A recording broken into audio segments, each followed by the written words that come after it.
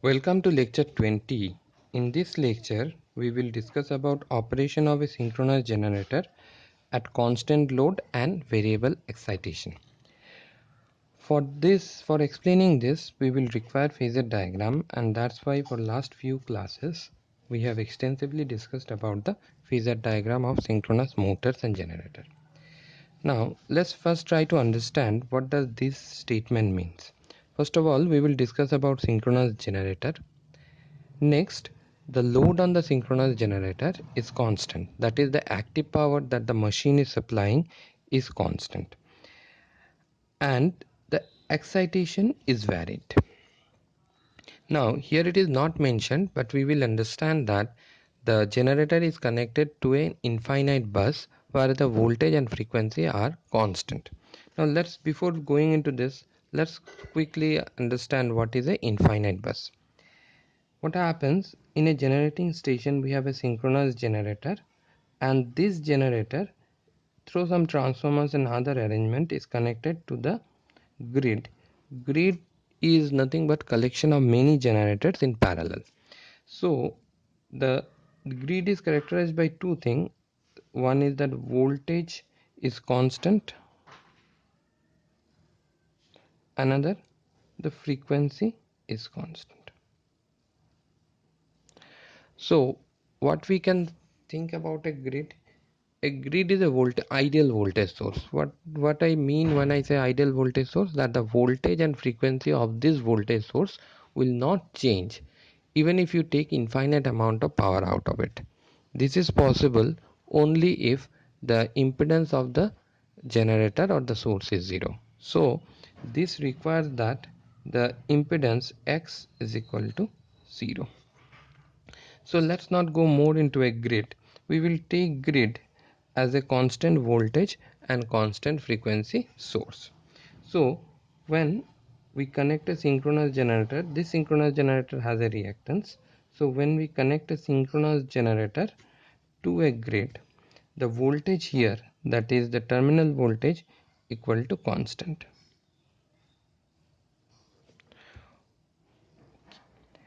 Now our question is, if this machine is delivering a constant power, that is the amount of active power that is flowing from this generator to this grid is constant, that is if P is also constant, and if we vary this excitation, how we vary the excitation? By varying the current in the field circuit. That is, if this is varied, if this IF is varied, then what will happen to the operation of the machine? How will the machine behave? Let me again explain the question. The question is, we have a synchronous generator. This synchronous generator is connected to an infinite bus. What is an infinite bus? An infinite bus means the voltage is constant, the frequency is constant. So this synchronous generator is connected to an infinite bus and it is delivering constant power. Here when we say power, we mean active power. Under this operating condition, if we vary my excitation or the field current, then how will the performance of the machine vary? Now to understand that, we have to write the expression for power. Power in a synchronous machine, P is equal to E of F into V of T by XS sin del. We have derived it in a class and also asked you to do a derivation for the same. So this is the expression for power that is being supplied from this generator to this infinite bus. Now we can write it here, EF sin del is equal to P into V of T by XS. So if P remains constant, that is the power that is delivered from the machine remain constant. If the terminal voltage remain constant, why terminal voltage is constant? Because it's an infinite bus, and XS is the impedance of the machine, we cannot change this. So this quantity remain constant. As long as power remain constant, this whole quantity remain constant. So we have to draw a phasor diagram under the assumption that EF sin del is constant. Now let's try to do that.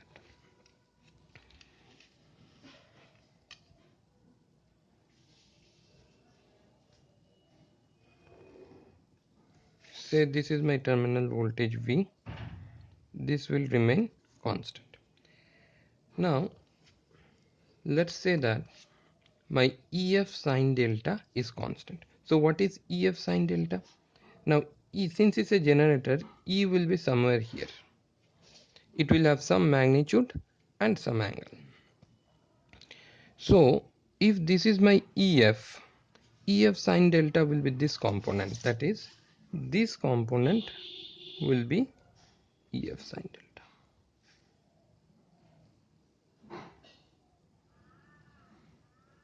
This component is my EF sin delta.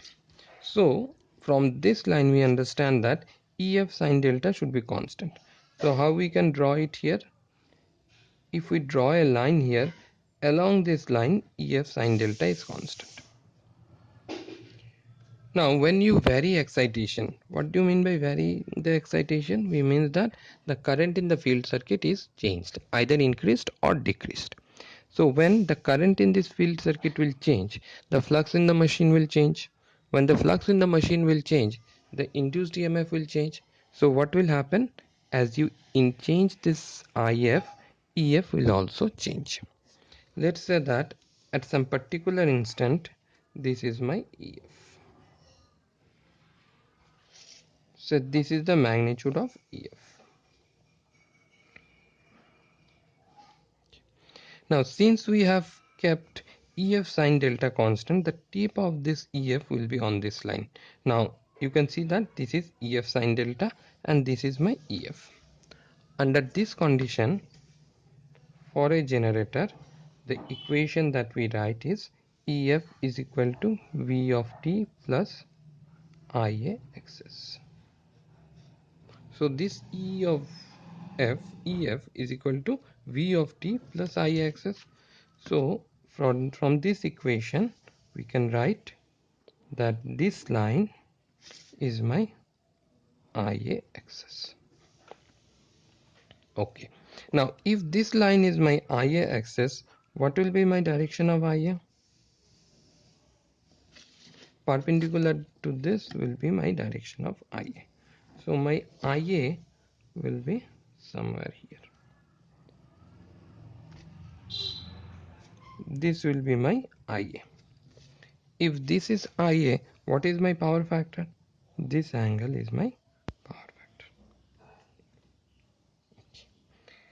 Now let's say that I reduce the excitation. What do you mean by reducing the excitation? That the magnitude of EF will reduce. So keeping EF sin delta constant, how we can reduce the magnitude of EF? Now say that we bring it here.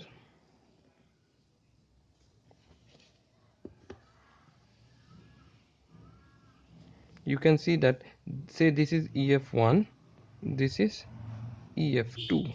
You can see that EF2 is smaller than EF. So I require lesser field current to produce EF2 than EF1. So this is at smaller excitation, this is at larger excitation.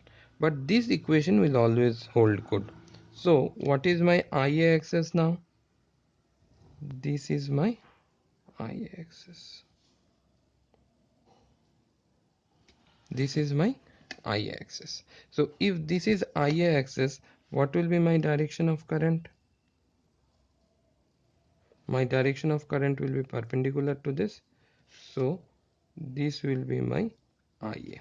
Now this is my power factor.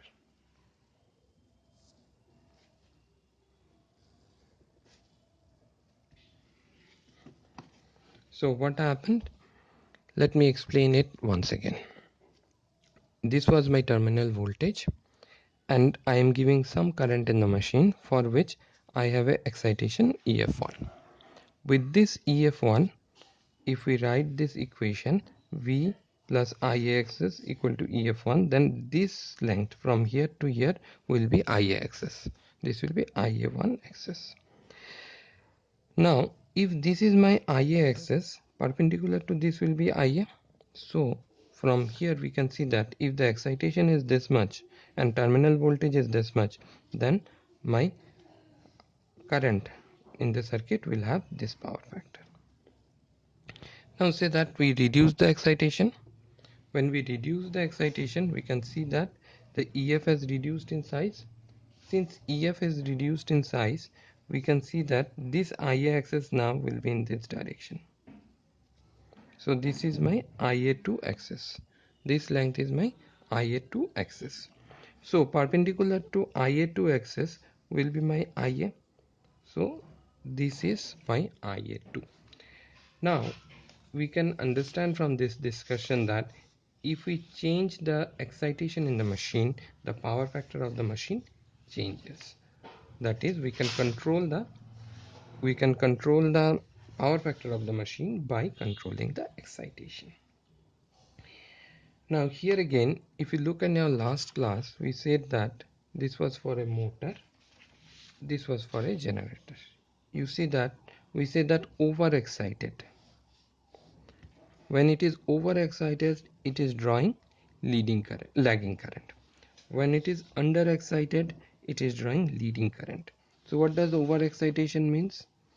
That I have some excite. What does underexcitation means? I have some excitation, I reduced it below a particular level, so excitation is low. So if I give a small amount of current in the field circuit, a synchronous generator will draw leading current. In the same way, if I give a large amount of current in the field circuit, the synchronous generator will draw lagging current. So from this discussion, we can understand that we can change the power factor of the machine by changing the excitation. That is, if we change the field current here in this circuit, the power factor will change. That is, the angle between the terminal voltage and current can be controlled by controlling the field current. We have taken it under the assumption that the power is constant, but this will also hold good if power is not held constant. In that case, drawing the diagram will become difficult. That's why we have taken P equal to constant and we have drawn the circuit. Now let's draw the same thing for a motor. For a motor, what will happen? Let's draw, this is my V,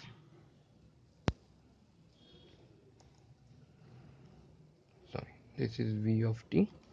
For a motor, we have understood in our last two classes that for a motor, if you look at these diagrams, this is for a generator, this is for a motor. For a generator, E is leading V. For a motor, E is lagging V. Here, these are motors, so E is lagging V. These are generators, so E is leading V. Now let's say that we have to draw it for motor, so E will be somewhere here in this direction, and let's say that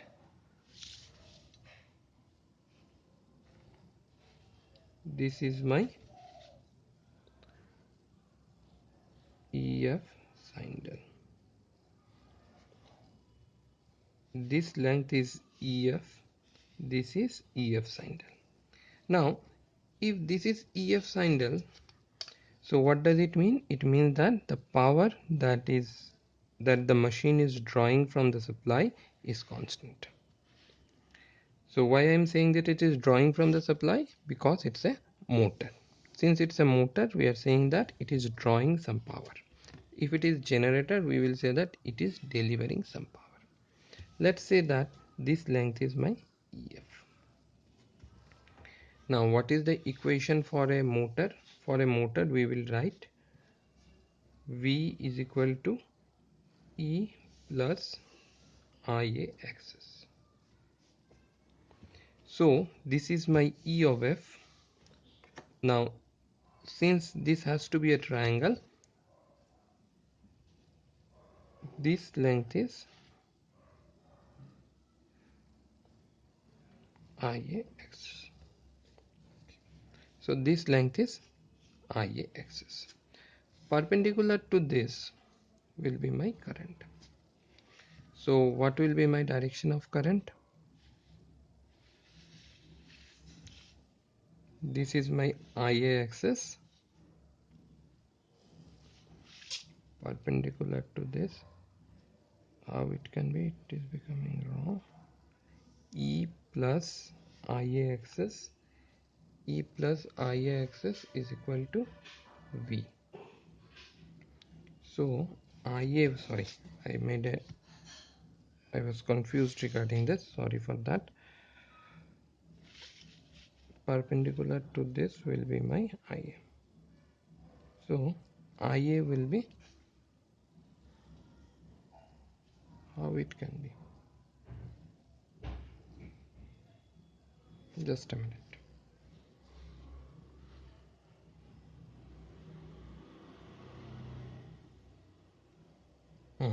Okay.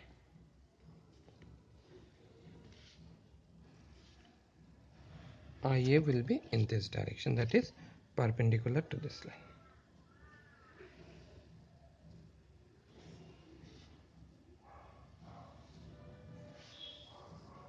Sorry for the confusion. This is my IA and this is perpendicular to this. So this is my IA. Now here we are seeing that this current is leading, this current is lagging the voltage. Now let's say that we increase the excitation. Increase the excitation means what? This was my EF, this length was my EF. I increase its magnitude, keeping E sine delta equal to constant. Now if I increase the magnitude, say this is my E of F, say 2, this is 1, this is IA1. Now this is my initial power factor, which is phi 1. So initially this is my EF. Now I have increased the excitation, it changed from this much to this much, so it is increased in length. So how I have increased it in length? By changing the excitation here. Since I have changed the excitation here, EF has increased in magnitude. Now if this is EF, this will be IA axis, IA2 axis. If this is my IA2 axis, this is my IA2. So I have changed the excitation from EF1 to EF2. The machine was initially drawing lagging current at phi 1. Now it is drawing leading current at phi 2. So we can understand that if we change the excitation in a machine, this is for a motor. So we can understand from this discussion that if we can control the excitation in a machine, that is, if we can control the excitation here, okay, let's do it in this way. If we can control the excitation here, that is the amount of field current that I will supply to this machine, I can control the power factor, whether it is generator, whether it is motor. If it is motor, then what will happen? As we increase the excitation, the power factor will become leading. In a generator, if we increase the excitation, the power factor will become lagging. That is the only difference. Otherwise, in both the cases, we can control the power factor. Now, under what assumption we have done this thing? Two assumption. One, V is constant. That is quite obvious for all synchronous generator because it will be always connected to a grid. So in a grid, voltage is constant. Another assumption is that P is constant here. This will not be valid always. We will see how to handle if P is not constant. But for understanding, this is good enough under the assumption that P is constant. So we will close it here for today. We will continue our discussion in the next class. Thank you.